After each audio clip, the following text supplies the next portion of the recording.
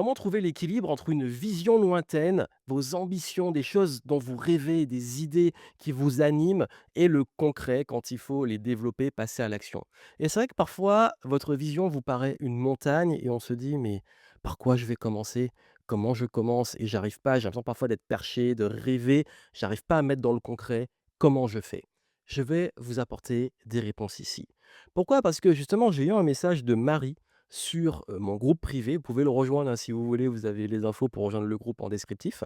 Donc Marie m'a envoyé un message: «Je suis le programme Outsider», donc c'est un de mes programmes, en ligne.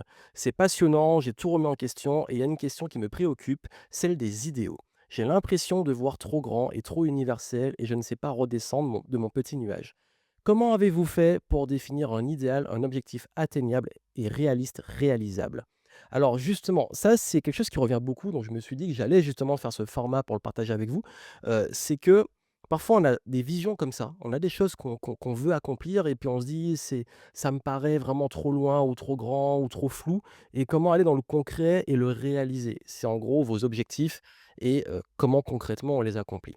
Alors ça, c'est très typique, surtout la problématique est très forte chez les profils, notamment taskeurs d'Ether, donc Ether et taskeurs d'Air. Si vous ne connaissez pas les profils de personnalité, nous avons développé un diagnostic, vous avez les infos en dessous, dans lequel justement j'explique, les différents profils et ça, ce sont typiques des profils qui sont beaucoup dans la projection. Ether, c'est vraiment la vision, la créativité et cetera et les taskeurs d'Air, c'est ceux qui ont beaucoup d'imagination, de créativité et c'est une problématique qui est plus forte chez eux parce que souvent ils ont du mal à revenir contrairement aux taskers de terre, aux taskers de métal qui vont trancher ou aux taskers, d'eau qui vont être plus agiles. C'est eux qui ont cette plus grosse problématique. Donc si vous avez ce profil, il y a de grandes chances que ça soit plus fort chez vous. Ça ne veut pas dire que ça n'arrive pas chez les autres, hein, mais c'est vraiment là où je le constate le plus. Si vous voulez en savoir plus sur les profils, franchement, allez découvrir le vôtre, vous avez les infos en descriptif.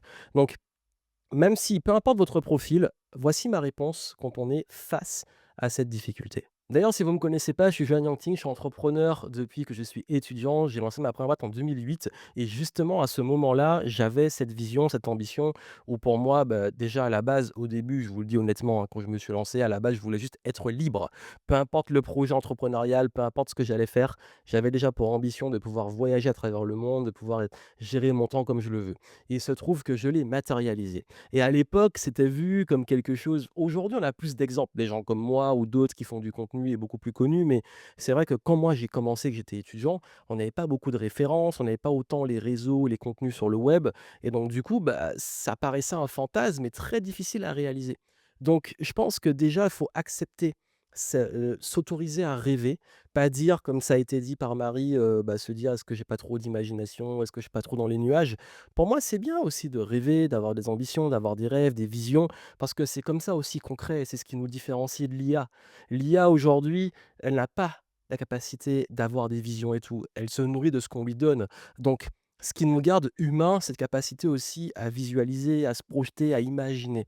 Cet imaginaire, il est important. Même mes amis multipotentiels qui ont plein d'idées, laissez exprimer ça. Donc, je pense que la première partie, c'est d'abord de s'autoriser et de diverger, d'y aller à fond. C'est quoi ma vision? Comment je la décris? Comment je vois le monde même après moi? Et d'y aller à fond. Aller à fond dans l'imaginaire et l'écrire.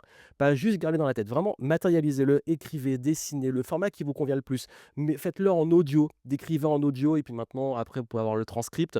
Mais exprimez-le. Et c'est vraiment mon premier conseil, c'est de l'exprimer au maximum. Une fois que vous l'avez exprimé, la deuxième partie, c'est d'essayer c'est vraiment comme on dit souvent, hein, comment manger un éléphant? Bah, petit bout par petit bout. Bah, alors, bon, j'ai pas trop envie de manger des éléphants, mais vous avez compris l'image. C'est que, en fait, l'idée, c'est que vous avez cette montagne ou cet imaginaire et tout, et il faut se dire: «OK, maintenant, qu'est-ce qui permettrait d'y arriver?» Et là, il y a différents niveaux. Parce que généralement, souvent, on bloque, on se dit: «C'est impossible» parce qu'on se dit qu'on veut y être du premier coup. Mais ça marche pas comme ça. Ça va être des étapes et tout. Ça va être des transformations, des ressources. Parfois, on peut se dire: «J'ai pas l'argent, j'ai pas le réseau et tout». Mais c'est intéressant justement de savoir, beh, justement, qui je dois devenir pour le matérialiser. Donc la première question à vous poser, c'est même pas de quoi vous avez besoin en ressources, qu'est-ce que vous devez faire, mais c'est qui vous devez être. Qui je dois être pour matérialiser et arriver à cette vision? Et ensuite, OK, qui je dois être, qui je dois incarner, de façon réaliste, capable de porter ce projet. Maintenant, de quelles ressources ai-je besoin pour faire ce qu'il faut? Mais les ressources, ça peut être, est-ce que, pour y arriver, j'ai besoin peut-être d'argent? Combien? Est-ce que j'ai besoin de contacts, de réseaux? Concrètement, de quoi j'ai besoin là?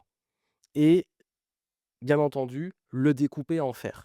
Parce que trop souvent, on se dit, bah, par exemple, le projet, il est ambitieux, il faut une grosse somme d'argent, mais on peut aussi se dire, bah, peut-être que j'aurai pas la grosse somme, mais je peux avoir des étapes et faire des premières parties pour itérer ensuite pour le faire plus grand. Par exemple, moi, quand j'ai lancé mon activité, j'avais pas de gros moyens, j'étais étudiant, donc j'avais un ordinateur, mon cerveau, bah, on fait avec les moyens du bord, les applications qu'on peut avoir en open source et tout, et puis je commence avec. Et seulement après, quand je commence à gagner des sous, je peux réinvestir et développer le projet. Donc il y a aussi des façons de faire comme ça. Donc je pense qu'il est important déjà de, oui, se dire: «Je vais y arriver», parce que moi j'ai pensé à ça aussi. Si tu veux être libre financièrement, tu veux être, voilà, avoir un business comme ça, qui se doit incarner et du coup, quel type de logique tu peux avoir dans ton quotidien pour tout de suite cultiver l'état d'esprit et les habitudes de quelqu'un qui pourrait avoir cette vision.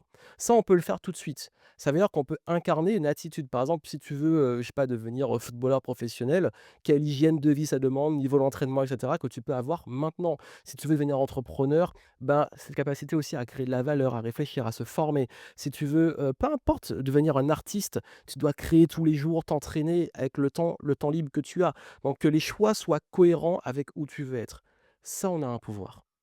Et ensuite, comme je l'ai dit, hop, par quoi je peux commencer? C'est quoi la première étape là? Aujourd'hui, je suis pas là, mais qu'est-ce que je peux faire comme première étape avec ce que j'ai qui m'y amène? Quand j'ai commencé par écrire des articles, les communiquer, aller contacter mon réseau pour un peu partager ce que je faisais. Je sais pas où ça allait me mener et tout, mais je me suis dit: «Première étape, tu vas être visible, partage du contenu. Tu vas être visible, active ton réseau, va rencontrer des gens, inscris-toi dans des événements, va les rencontrer» et même si j'ai pas tout de suite ce que je veux idéalement, je mets du mouvement et c'est ça l'état d'esprit, c'est qu'on peut être aussi dans une expérimentation au fur et à mesure. On est en mode apprenti, on expérimente, mais on sait qu'on a la vision, on la garde en tête et il y a qu'une seule question à se poser, c'est: «Est-ce que ce que je mets en place est cohérent avec cette vision?» Et même si j'ai pas les résultats, j'apprends aussi et cet apprentissage me permet de me rapprocher de cette vision. Ce serait mentir que de dire que vous pouvez avoir le plan parfait, idéal, tout de suite, là, pour matérialiser quelque chose, parce que parfois, surtout quand c'est loin, vous aurez des surprises, des imprévus, ou ce que vous avez planifié, prévu va bifurquer et vous aurez d'autres chemins pour y arriver. Vous allez vous y retrouver sans comprendre. Moi, je vous dis, dans tout le processus, il y a un moment où j'avais la vie que je voulais, je m'en suis pas rendu compte parce que c'est devenu normal. Étape après étape, je commence à être un peu libre, je commence à voyager et puis finalement, je gagne bien ma vie. Puis finalement, je mets en place un nouveau projet, j'investis et il se passe ça et puis finalement, je pars sur un truc, ça floppe et je repars sur un autre et en fait, au bout d'un moment, on se rend même pas compte qu'on est en train de créer ce qu'on veut et le truc, c'est qu'il faut accepter ce processus. Il faut accepter qu'on est dans une forme d'expérimentation et c'est vraiment l'état d'esprit être curieux, expérimenter, mais garder en tête une cohérence. Parce que si vous n'avez pas le plan précis, ayez au moins une cohérence. Dites-vous: «Est-ce que ça, c'est cohérent avec quelqu'un qui voudrait réaliser ça?» Parce qu'en fait, il y en a qui arrivent à se dire: «Je veux arriver là, je veux avoir un plan», ou alors vous demandez à quelqu'un qui l'a déjà fait de vous aider et d'avoir un plan le plus réaliste possible. Mais il y a des fois où ce plan-là, soit il va pas être forcément le meilleur, soit on n'a pas le plan. On ne sait pas comment y arriver, donc on est obligé d'essayer des choses. Dans les 2 cas, vous allez devoir être en mode expérimentation et questionnement de: «Est-ce que c'est cohérent avec où je veux aller?» Donc moi, mon meilleur conseil que je peux vous donner, gardez en tête cette vision, écrivez-la, matérialisez-la, faites-vous un vision board s'il faut avec des visuels et tout et faites en sorte de mettre une cohérence dans votre être, dans le faire et dans le avoir pour y arriver et si vous le faites, il y a de grandes chances de pouvoir y parvenir. En tout cas, ça peut vous aider, je vous mets des ressources en dessous pour aller plus loin et puis surtout, moi, je vous souhaite plein de succès et si vous voulez de l'aide pour vous aider à vous organiser et matérialiser vos objectifs, vous avez des infos en dessous, vous pouvez prendre contact et on fera au mieux pour vous aider. Plein de succès à vous, à très bientôt.